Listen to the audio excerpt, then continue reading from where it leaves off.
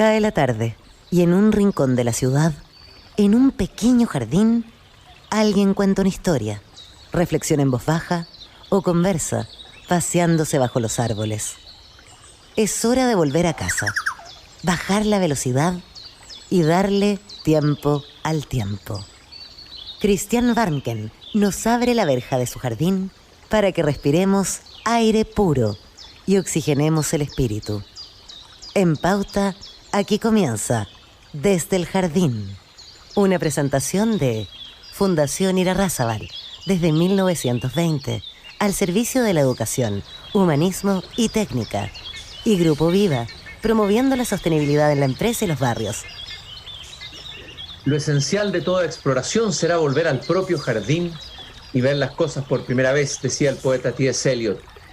Los saludo afectuosamente a todos ustedes, queridos y queridas radiovidentes que nos escuchan en Antofagasta, en Temuco, en Valparaíso, en Viña del Mar, los que nos siguen por Spotify. Estoy abriendo puntualmente en este día lunes la verja de madera de mi jardín. Y como casi todos los lunes, ustedes ya lo saben, a pesar de que estamos de vacaciones, me gusta cruzar al patio de la escuela. Ya no hay mucho niño, pero yo escucho igual. Tal vez me he convertido en una especie gigante egoísta con delirios aquí en mi propio jardín. El sonido de los niños en el patio, el sonido de las campanas, la vibración de la escuela. Me gusta conversar con los profesores de Chile, con los educadores, con los que están haciendo cambios, con los que están siendo protagonistas de la educación creativa nueva para tiempos nuevos. Y justamente ahora que estoy cruzando al patio de la escuela, me encuentro con ella. Siempre uno termina encontrándose con ella, si se toma en serio la tarea educativa. Y caramba, cómo se tomaba ella en serio la tarea educativa. Ustedes ya saben quién es ella. Es Gabriela Mistral. Muchas de las cosas que hemos menester tienen espera, el niño no. Él está haciendo ahora mismo sus huesos, criando su sangre y ensayando sus sentidos. A él no se le puede responder mañana. Él se llama ahora. El sentido de la urgencia en educación. A veces pareciera que muchos que tienen que tomar las decisiones de políticas públicas importantes no sintieran ese sentido de la urgencia que sí sentía Gabriela Mistral en torno a decisiones que tienen que ver con el ahora de los niños y niñas de Chile. Quiero retomar algunas reflexiones que hay que ir rumiándolas, digiriéndolas, incorporándolas. Algunas de las reflexiones pedagógicas de Gabriela Mistral. Por ejemplo, cuando ella dice, más puede enseñar un analfabeto que un ser sin honradez, sin equidad, dice Gabriela Mistral. Es una frase provocadora.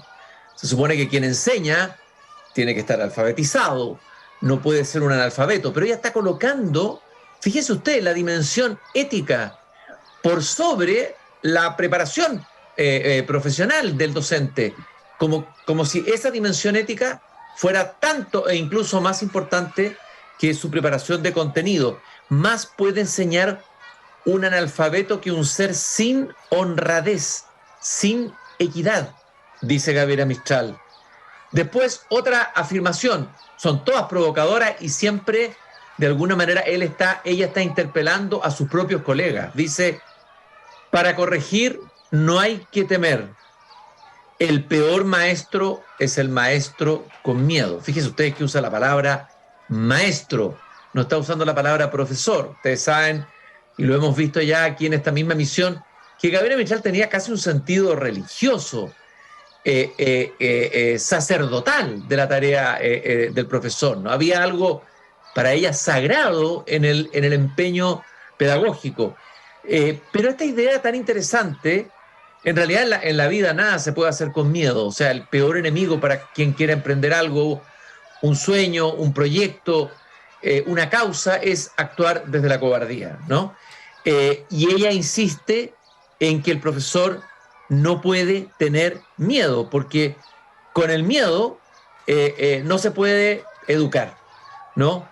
Para corregir no hay que temer. Usa esa palabra que hoy día, claro, hoy día en el contexto de la educación de hoy, con todo lo que ha pasado con una educación a veces más autoritaria, más castigadora, la palabra corregir tiene una connotación mala, pero obviamente que en Gabriela Mistral la corrección era casi un oficio. ¿no? El maestro puede ir puliendo, puede ir participando en esa tarea de pulir a un joven, a un niño, pero sin miedo. No se puede educar desde el miedo.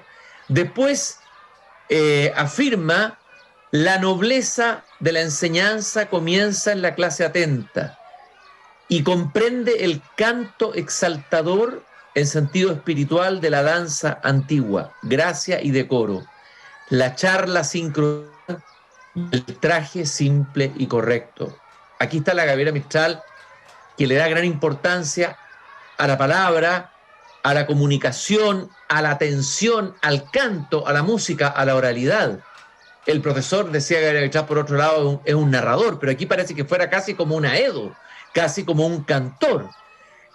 Y la charla sin crueldad y el traje simple y correcto. A Gabriela Mistral le molestaba el exceso de retoricidad o de un profesor que llenara de términos herméticos la mente del alumno. El traje simple, el traje hecho medida, la charla sin crueldad. Cada reflexión de Gabriela Mistral, evidentemente que nos mueve el piso, nos hace pensar. Fueron dichas además en un contexto muy distinto, década del 30, década del 20 incluso, pero sigue siendo muy interesante volver a leerla a ella. Y ya estoy sentado en el patio de la escuela y estoy junto a un profesor, a un joven profesor, que tiene una historia muy interesante, porque en primer lugar, él es ingeniero comercial de la Universidad Adolfo Ibáñez. ¿Para qué viene a complicarse la vida un ingeniero comercial que tiene un camino asegurado, digamos, y además con ese título en esa universidad, en la pedagogía? Díganme ustedes. Primera pregunta que va a haber que hacerle. Pero él es además profesor en educación media matemática, o sea, de la ingeniería a la pedagogía. Ahí lo picó un bichito, algo pasó, se enamoró, se encontró con Gabriela Mistral, tuvo alguna aparición, algo ocurrió. Pero además, agreguémosle a esto que ha sido entrenador de fútbol y además de un equipo mítico, el querido y entrañable Chago Morning. Aprovecho de saludar a mi gran amigo, mi mejor amigo de universidad, colega mío, profesor también, estudiamos juntos pedagogía, Domingo Román, hincha fanático del Chago Morning.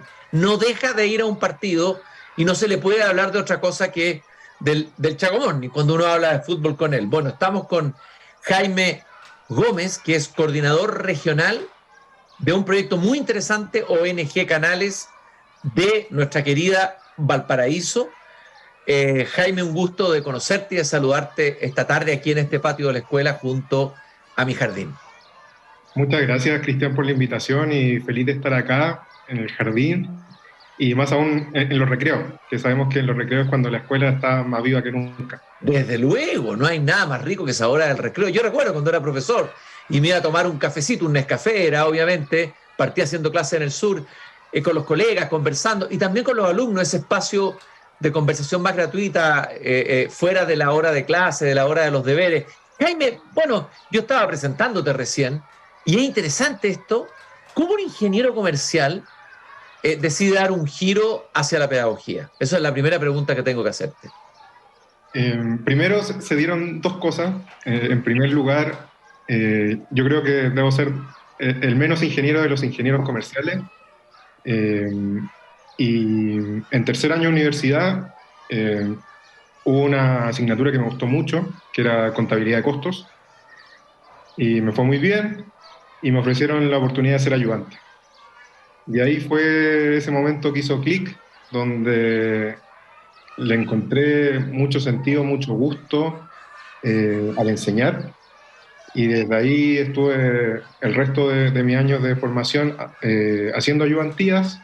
Y esto va justo también que se mezcla con que yo conozco una fundación que se llama Enseña Chile, que busca que profesionales que no sean profesores inicialmente hagan clases por 2 años en contexto vulnerable.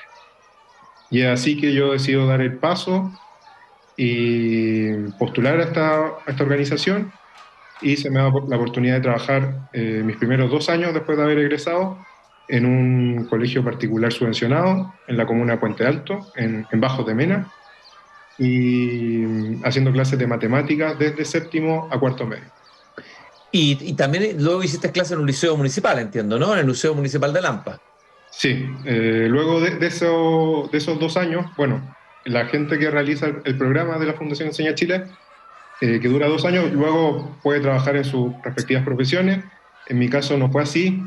Yo quería seguir vinculado al sistema, quería vivir y conocer otras realidades, entendiendo que había trabajado en un colegio particular subvencionado del sur de Santiago, y surge la posibilidad de trabajar en un liceo municipal en Lampa, que se llama Complejo Educacional Manuel Plaza Reyes, y ahí estuve 4 años haciendo clases de matemática, eh, todos los niveles de media, y además un bichito que yo me quería sacar era la oportunidad de poder ser profesor jefe. Y así fue, fui profesor jefe de un curso en los niveles de tercero y cuarto medio. Bueno, ese bichito es el bichito de la pedagogía. Pero, a ver, me imagino que este tránsito desde la formación de ingeniero a la realidad del aula, ya no la teoría educacional ni lo que se enseña ni siquiera en las universidades en pedagogía, la realidad cruda y dura, y maravillosa también, del aula. ¿Cómo fue ese tránsito? ¿Fue traumático? ¿Fue difícil? ¿Qué te fue pasando en todo ese proceso de cambiar, de hacer un giro, digamos, desde la ingeniería a la pedagogía? El proceso es completamente transformador, pero el inicio es muy difícil, eh, muy desafiante, porque, claro, o sea, yo ya tenía un poco el bichito de haber hecho ayudantías, pero cambiar a estudiantes de ingeniería comercial de tercero o cuarto año por estudiantes de séptimo básico es completamente distinto, y más aún en un contexto en el cual, por ejemplo, se desenvuelve la Fundación Belén Educa. Entonces, recuerdo que el primer mes fue terrible porque uno va con un nivel de expectativas tal vez muy altos y se da cuenta que ese nivel de expectativas no se condice tal vez con la realidad. Y más aún cuando uno también estudió en un colegio particular pagado, donde los conocimientos básicos se asumían, y acá uno no puede asumir nada. O sea, estudiantes de séptimo básico no pueden asumir que sepan o manejen el sumar, el restar, el multiplicar, el dividir, y al mismo tiempo tú tienes que ir avanzando y enseñándole otros conocimientos mucho más complejos y mucho más áridos, como puede ser la matemática en ciertos aspectos. Oye, me imagino que eso debe generar un poco de frustración, de impotencia. ¿Cómo se vence eso? Gabriela Mechal habla mucho de eso, de cómo el profesor tiene que hacer un trabajo, bueno, incluso hasta con la amargura habla ella, de repente habla de la amargura derechamente, de la depresión, del cansancio, que abunda tanto por lo demás en el gremio de los profesores, según las últimas estadísticas que se han conocido. A ver, ¿cómo trabajaste con eso? ¿Cómo se trabaja con eso? ¿Cómo fue ese descenso? Porque eso primero fue un descenso y luego, pero sin embargo persististe, después no abandonaste, como ocurre con profesores que también abandonan, bueno, angustiados por no poder realizar esas expectativas y sueños que traían. Yo creo que lo fundamental es, bueno, primero siempre contar con redes de apoyo, sean los mismos colegas, sean los amigos y las amigas de siempre, y tratar también de que al momento de uno irse del establecimiento, o sea, formalmente, y dirigirse a su casa, eh, poder poner una muralla ahí y decir, ya, esto pasó hoy día, bien, mal, pero poder buscar una forma de distraerse, de poder realizar otra actividad. En mi caso, por ejemplo, en ese momento yo me gustaba mucho correr, entonces el correr era una actividad que me ayudaba a un poco a botar toda esta energía o todos estos pensamientos o todo este día a día que podía ser muy difícil. Y también creo que lo más relevante y que, bueno, aplica a cualquier profesión y a cualquier actividad que uno realice, el siempre tener un pensamiento positivo y siempre mirar el vaso medio lleno. Ahora, ¿qué es lo que te enamoró de la pedagogía? A ver, te encontraste con las dificultades, con alumnos que no tenían habilidades básicas de matemáticas, tú venías con las ganas de transmitirles, me imagino, la pasión y el amor por las matemáticas, que las matemáticas son alucinantes, pero ¿qué es lo que te mantuvo? ¿Qué es lo que te enamoró? ¿Qué es lo que te contagió ese bichito del que hablaba? ¿Qué fue de enseñar? Yo creo que fue lo transformador que resulta la pedagogía una vez que uno ingresa al aula. El hecho de poder formar jóvenes, niñas, niños, y más aún a través de la matemática. De hecho, uno conversa generalmente con adultos y siempre te dicen que tuvieron alguna experiencia traumática con la matemática, o sea, por el profesor, o sea, por un conocimiento o un tema en específico, y que eso los marcó un poco en después poder seguir avanzando, poder seguir aprendiendo más. Para mí, mi principal motivo era mostrar que la matemática es mucho más simple que la que te la pintan inicialmente o originalmente en cualquier libro. ¿Y cuál es la clave de una buena enseñanza de matemática? Hablemos de lo que tú hacías, ¿no? Sexto básico, séptimo básico, que además son edades críticas, edades de transición, coinciden con movimientos hormonales, cambios, etcétera, emocionales. ¿Cuál es la clave de lo que has aprendido tú, la clave para enseñar bien matemáticas? Porque, por ejemplo, uno, si examina experiencias de otros países, hubo un momento que se descubrió que en China había mejores resultados entre los alumnos chinos en aprender matemáticas que los norteamericanos, y ahí los norteamericanos se preocuparon y empezaron a investigar por qué los chinos aprendían mejor matemáticas. Entonces uno va dándose cuenta que esto viene de la base, de lo primero que se enseña, lo primero que se instala. A ver, ¿qué es lo clave aquí, sobre todo en esa base inicial?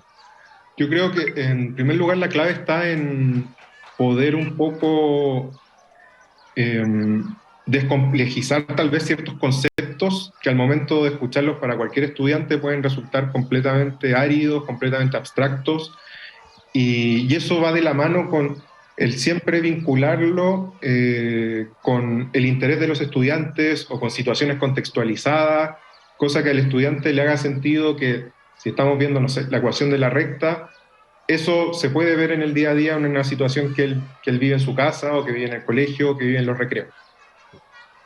O sea, aplicar la matemática a la realidad, entonces, ¿no?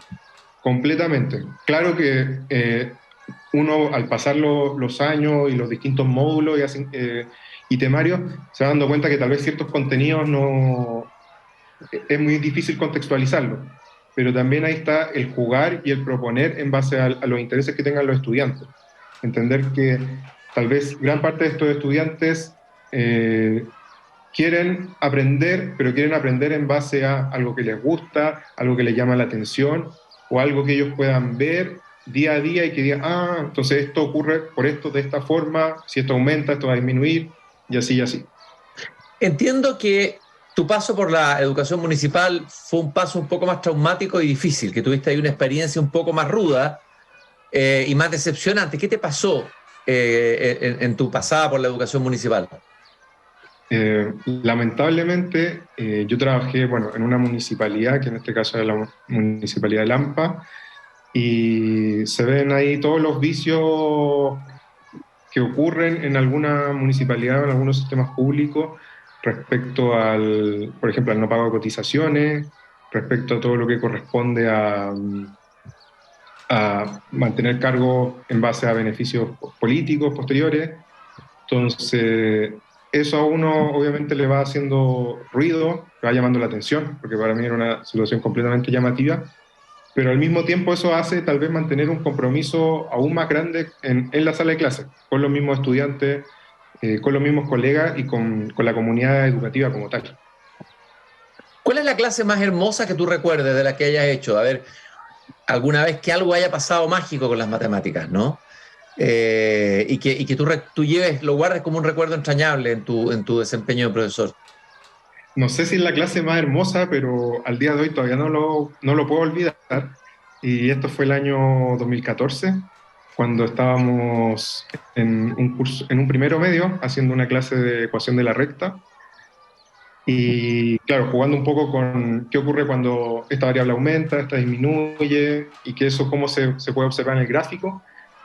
Y de repente una estudiante levanta la mano, Anaís se llama la estudiante, y hace una pregunta, y la pregunta que hace estaba completamente fuera de cualquier planificación que yo pudiera haber armado, que a mí se me podría haber ocurrido, y fue una pregunta completamente iluminadora, o sea, vinculando todos los conceptos que habíamos visto en clases anteriores, y ahí uno le hace sentido completamente lo que hace, o sea, entiende que fue capaz de identificar, de reconocer, de vincular su pensamiento lógico, y ahí fue Y al día de hoy, cuando ya han pasado ya 8 años, yo sigo diciendo, wow. Y sigo gratamente sorprendido de esa situación y de cómo se fue. Entonces, esa clase, más allá de lo que yo hice, que en el fondo también ahí es donde está el tema. O sea, nosotros buscamos generar habilidad en los estudiantes. Entonces, eso fue un marco de que lo que ocurrió en esa clase me hace completamente sentido en ese momento y hasta la fecha. Estoy conversando con Jaime Gómez, él es ingeniero comercial de la Universidad Adolfo Ibáñez, pero es también profesor de educación media con mención en matemáticas, ha tenido una trayectoria muy interesante, dirige actualmente el canal de la ONG Canales. Antes de ir a ese interesantísimo proyecto de la ONG Canales, no puedo dejar de preguntarte por tu paso por el Chaco Morning. También una tarea pedagógica de alguna manera, una suerte de entrenador o de asesor o de analista, eso leí del fútbol. A ver, ¿qué tiene? ¿Eso fue en medio de tu carrera pedagógica? ¿Te sirvió de algo? Háblanos de esa experiencia. La experiencia, bueno, yo siempre desde chico he sido muy futbolero y recuerdo una vez cuando yo estudiaba en el colegio, había como estas ferias de instituciones de educación superior y fue, bueno, distintas universidades y entre una de esas instituciones estaba el INAF, que es donde se dicta la carrera de entrenador de fútbol. Y desde ahí que yo quedé con la idea. Después, bueno, siempre me llamó mucho la atención el rol del entrenador como tal, y más aún, habiendo estudiado pedagogía, lo vinculaba mucho también ese rol con la pedagogía. Y así fue como el año 2015, de hecho, los mismos 4 años que yo estuve trabajando en Lampa, estudiaba en formato vespertino la carrera de entrenador de fútbol.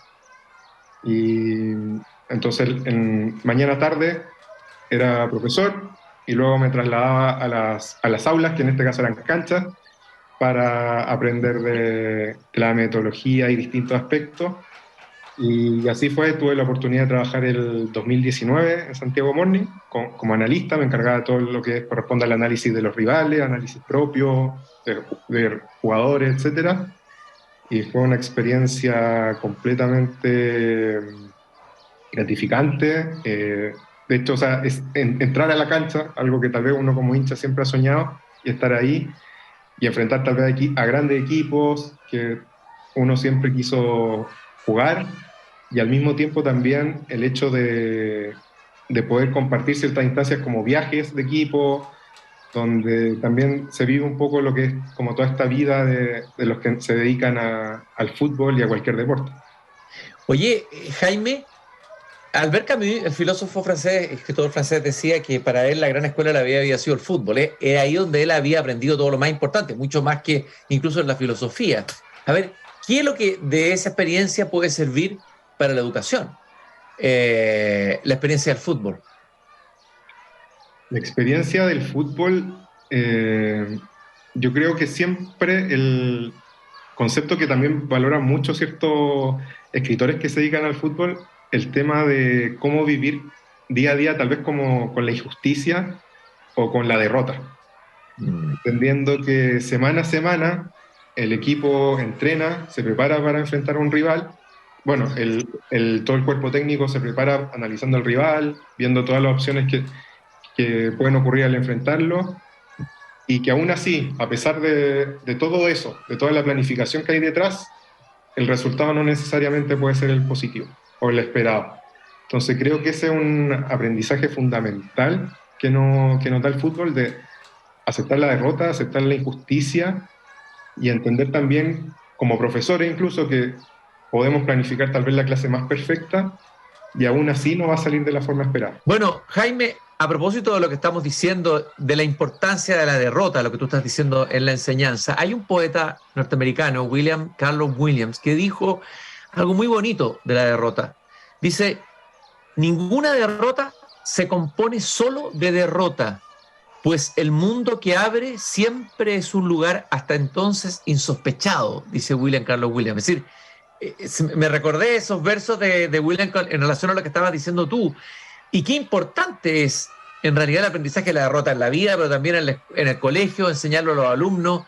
La derrota y la frustración, ¿no? De que te vaya mal, o tuviste una mala prueba, o el resultado al que llegaste no era o sea, ahí hay todo un aprendizaje y se abre un camino que es muy interesante para si el profesor está alerta ante eso. Sí, completamente, y de hecho también vinculándolo un poco tal vez como a la pedagogía y a la didáctica como tal, desde la matemática también actualmente, y algo que tiempos tradicionales era muy mal visto, se trabaja mucho en base al error. O sea, cómo también en base al error lo ocupamos como una oportunidad de aprendizaje, entendiendo que de esa forma podemos también visibilizar el error, validarlo y entendiéndolo como parte del proceso, y más aún en la matemática, donde de repente podemos trabajar con ejercicios que son bastante largos o extensos, y donde sabemos que un signo o una multiplicación o una coma nos puede alterar completamente el resultado final. Estoy conversando en el patio de la escuela con Jaime Gómez, profesor, ahora ya lo identificó como profesor, lo había presentado como ingeniero durante toda la conversación, pero ahora un profesor pleno por todo lo que nos está contando. Nos queda hablar, Jaime, de este interesante, de esta interesante ONG Canales, que entiendo que es una ONG que nació, no sé si en el sur o en otro lugar del país, y que tú eres el coordinador regional en Valparaíso. Háblame de ese trabajo de la ONG Canales, que tiene que ver con la enseñanza técnico-profesional. Hemos hablado varias veces en el programa lo importante, lo crucial que es la enseñanza técnico-profesional, lo descuidada que ha estado o el poco foco y energía que se ha colocado en ella como algo central, como algo una política pública. Hay países que colocan la educación técnica profesional muy en el centro. Cuéntanos un poco de la ONG Canales, Jaime.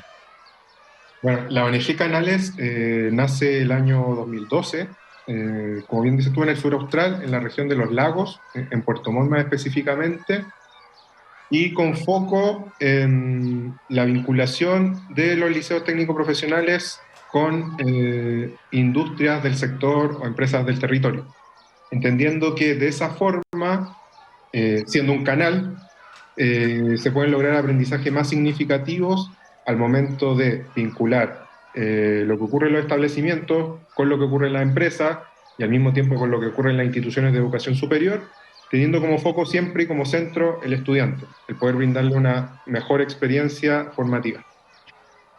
Y ahora, ustedes entiendo que trabajan con empresas, con la Cámara Chilena de la Construcción, llevan alumnos a obras en construcción. A ver, cuéntame un poco algunas de las experiencias concretas de lo que han hecho esa colaboración, por decirlo así, educativo con el mundo de la empresa, etcétera, etcétera. Nosotros, bueno, desde hace ya varios años que venimos trabajando con la Cámara Chilena de la Construcción, y la sede de Valparaíso se abre a través de este proyecto con la Cámara Chilena de la Construcción y con la Cámara correspondiente a la región de Valparaíso. Y lo que busca el proyecto como tal es distintas aristas, pero el poder acercar a las y los estudiantes a la industria. Y como bien dices tú en este caso, por ejemplo, hacer visitas pedagógicas a distintas obras que corresponden a socios y socios de la Cámara Chilena de la Construcción, con el fin de que los estudiantes conozcan in situ cómo es el proceso, cómo es trabajar en la industria, en caso que ellos quieran seguir vinculados a esto. Y además también esto se complementa con charlas técnicas o charlas motivacionales que pueden hacer gerentes de estas empresas, de estas constructoras, o especialistas técnicos de distintas áreas, y además también como punto cúlmine el tema de la práctica profesional. O sea, se busca que las empresas socias abran sus obras para hacer centros de prácticas de estos estudiantes, y así ellos poder obtener su título de técnico en nivel medio.